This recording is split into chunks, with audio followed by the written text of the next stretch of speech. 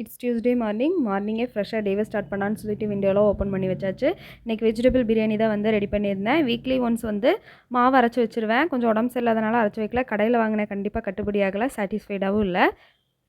நேற்றுக்கு டீ குடிக்கூடாதுன்னு ஒரு மிகப்பெரிய சபதம் எடுத்திருந்தேன். அந்த சபதத்தில் நான் ஜெயிக்கல, டீ தான் ஜெயிச்சிச்சு.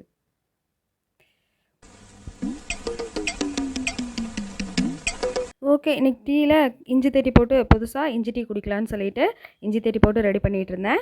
வெஜிடபிள் பிரியாணிக்கு என்ன செய்யலான்னு சொல்லி பார்க்குறப்ப காலிஃப்ளவர் இருந்துச்சு. யூடியூபர்ஸ் எல்லாம் வெஜிடபிளை தூக்கி போட்டோன்னே கட் ஆகி வரும்ல, அது மாதிரி ட்ரை பண்ணேன். கண்டிப்பாக கட் ஆகலை. நானே அதை கட் பண்ணி சின்ன சின்ன பீஸாக கட் பண்ணி எடுத்து வாஷ் பண்ணி எடுத்து வச்சுட்டேன். 2 ஸ்பூன் அளவுக்கு கார்ன்ஃப்ளவர், 1 ஸ்பூன் அளவுக்கு மிளகாய்த்தூள், 1 ஸ்பூன் அளவுக்கு மல்லித்தூள், 1 ஸ்பூன் அளவுக்கு இஞ்சி பூண்டு பேஸ்ட், கொஞ்சமாக உப்பு ஆட் பண்ணி 5 to 10 மினிட்ஸ் நல்லா மிக்ஸ் பண்ணி வச்சிடலான்னு சொல்லிட்டு மிக்ஸ் பண்ணிவிட்டேன். பண்ணினேன் பாருங்கள் ஒரு தப்பு, ஃப்ரிட்ஜில் வைக்காமல் நேராக வெளியே வச்சுட்டேன். அதுதான் நான் பண்ண பெரிய மிஸ்டேக். 10 மினிட்ஸ் வச்சதில் அப்படியே எண்ணெயில் போடுறப்போ தனித்தனியாக பிரிஞ்சு வந்துருச்சு.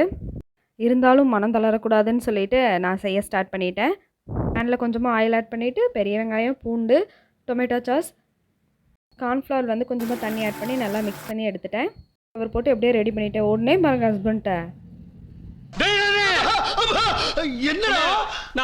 ஏன்னா அவங்க தான் எனக்கு எப்பொழுதுமே பாசிட்டிவ் கமெண்ட்ஸ் கொடுப்பாங்க. இன்கேஸ் நான் என்னது வந்து மிஸ்டேக் பண்ணி செஞ்சுருந்தாலும் உடனே சொல்ல மாட்டாங்க.